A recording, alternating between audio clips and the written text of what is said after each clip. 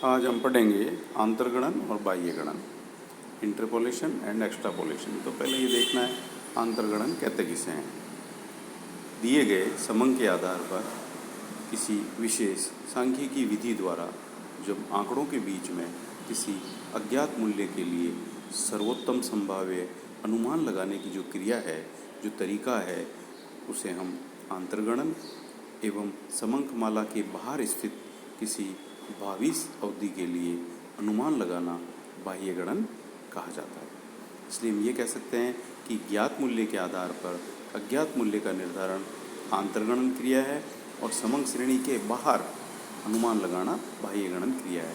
बाहर का मतलब जैसे भारत में आपको 1901 से 2011 तक के जनसंख्या के आंकड़े दे दिए जाएं और ये पूछा जाए 2005 में जनसंख्या कितनी थी, ये तो हो गया आंतरगणन। और बाहर का मतलब जब 2021 का आप अनुमान लगाने जा रहे हैं वो कहलाएगा बाह्य गणन। अब इनकी कुछ परिभाषाएं हैं। शुक्ल और सहाय के अनुसार आंतरगणन एवं बाह्य गणन का अर्थ कुछ कल्पनाओं या मान्यताओं के आधार पर अधिकतम संभाव्य अनुमान प्राप्त करना है। हॉर्पर के अनुसार आंतरगणन से आशय एक ऐसे मूल्य को ज्ञात करना है जो दो चरम बिंदुओं के बीच में स्थित है, और बाह्य गणन से आशय एक ऐसे मूल्य को ज्ञात करना है जो दो चरम बिंदुओं यानी उन सीमाओं के बाहर स्थित है। एक परिभाषा और इस प्रकार तीसरी भी दी गई है। मान्यताएं, जो आंतरगणन और बाह्य गणन की क्रियाएं हम करते हैं वो मुख्य मान्यताओं पर आधारित होती है। यदि हमारे समंक या आंकड़े भी उन मान्यताओं पर खरे उतरेंगे तो हमारा जो अनुमान है वो ज़्यादा सटीक होगा, विश्वसनीयता रहेगी। यदि समंक मालाएं उन मान्यताओं को पूरा नहीं करती है तो हमारा जो अनुमान है वो भी डाउटफुल रहेगा। उच्चावचन रहित श्रेणी, पहली मान्यता ये है कि श्रेणी के बारे बनावट के बारे में है कि हमारे पास जो समंक हैं वो निरंतरता या नियमितता लिए हुए हैं, रेगुलरिटी। दो अवधियों के मध्य कोई आकस्मिक उच्चावचन नहीं है, अचानक वृद्धि नहीं है या कमी नहीं है। दूसरे शब्दों में उपलब्ध आंकड़े सरल वक्र के रूप में हैं। आंतरगणन किया जाने वाला वर्ष सामान्य वर्ष, नॉर्मल ईयर होना चाहिए। इस वर्ष में कोई अकाल, बाढ़, महामारी इत्यादि नहीं हो, जैसा कि आप 2020 को मान सकते हैं, क्योंकि यदि वर्ष में असामान्य घटनाएं घटित हुई है तो निश्चित रूप से जो समंक हैं वो उससे प्रभावित होंगे। परिवर्तनों की नियमितता, आंतरगणन और बाह्य गणन करने के लिए समंक श्रेणी के लिए जरूरी है कि वो नियमितता लिए हुए हों, अर्थात नियमित गति से बढ़ रहे हों अथवा गिर रहे हों। हम नियमित एवं असमान परिवर्तनों का अनुमान लगाने में असमर्थ हैं। समंक श्रेणियों या पद श्रेणियाँ आपस में कोई संबंध हो, अर्थात एक समंक श्रेणी स्वतंत्र हो, दूसरी उस पर आश्रित हो।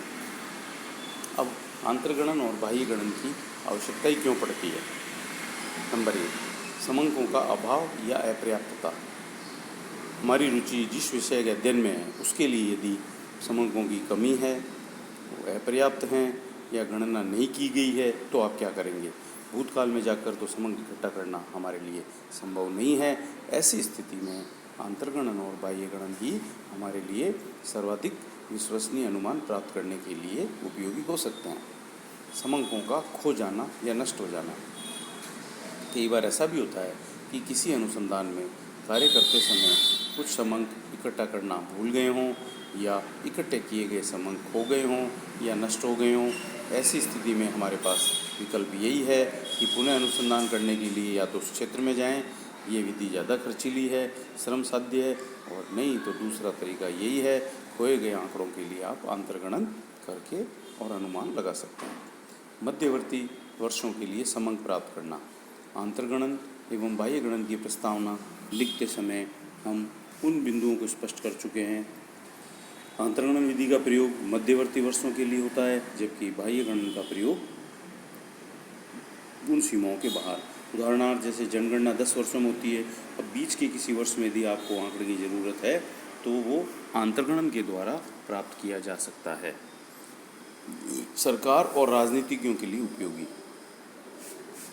सरकारी एवं राजनीतिज्ञों के लिए इनका बहुत महत्व है, क्योंकि इसी आधार पर वे अपनी योजनाएं बनाते हैं। सरकार के लिए विभिन्न क्षेत्रों के लिए नीति निर्धारण के लिए कर लगाने के लिए भी समंकों की आवश्यकता होती है। उद्योगपतियों और व्यापारियों के लिए आज के प्रतियोगी युग में केवल जागरूक उद्योगपति या व्यापारी ही लाभ कमा सकते हैं। इसके लिए उन्हें देश की आर्थिक नीति, मुद्रा प्रसार, उत्पादन, विदेशी व्यापार, करारोपण आदि आर्थिक नीति और विदेश व्यापार नीति की जानकारी होनी चाहिए, तभी उनका पूर्वानुमान सही साबित हो सकता है। स्थिति संबंधी माध्य का निर्धारण। एक अखंडित श्रेणी अथवा वर्गांतरी वाली श्रेणी में बहुलक या मध्यका के मूल्यों का निर्धारण करने के लिए भी आंतरगणन का प्रयोग किया जाता है। तुलनात्मक अध्ययन। अलग अलग देशों के आंकड़े को तुलना योग्य बनाने के लिए भी अंतर्गणन आवश्यक है। जैसे भारत की जनगणना मान लीजिए 2011 में हुई और अमेरिका की 2000 में हुई, तो तुलना करने के लिए भारत की जनसंख्या का वर्ष 2000 के लिए अनुमान लगाना आवश्यक होगा। अब है प्राप्त अनुमानों की शुद्धता को प्रभावित करने वाले तत्व कौन कौन से हैं। आंतरगणन अथवा बाह्यगणन जो हैं वो अनुमान मात्र हैं, इसलिए ये आशा रखें कि ये पूर्णतः एग्जैक्ट हैं, सही हैं, ये ठीक नहीं है। आंतरगणन का कार्य निश्चित मान्यताओं के अंतर्गत है। हम ये मान लेते हैं कि ये संभाव्य अथवा यथोचित रूप से परिशुद्ध होंगे। तो कुछ तत्व हैं डॉक्टर बाउले ने जो बताएं वो इस प्रकार हैं। संभाव्य उच्चावचनों के संबंध में जानकारी होना। इस संबंध में ये आवश्यक है कि हमें मूल्यों के उच्चावचन के बारे में पूर्ण जानकारी हो। समंकमाला का अवलोकन हमें यह जानकारी देता है। यदि हम ये अनुभव करते हैं कि उच्चावचन नियमित है तो अनुमान मूल्य जो है काफ़ी हद तक शुद्ध हो जाएंगे। संबंधित घटनाओं का पूरा ज्ञान। आंतरगणन अथवा बाह्यगणन करते समय संबंधित घटनाओं का पूरा ज्ञान होना आवश्यक है। यदि हमें उपलब्ध समंकों का प्रभाव डालने वाले विशेष तथ्यों या घटनाओं की जानकारी होती है तो अनुमान हमारे शुद्धता के अधिक निकट होते हैं। आंतरगणन और बाह्यगणन की उचित रीति। इसमें यह देखा जाता है कि अपन किस रीति का चुनाव कर रहे हैं।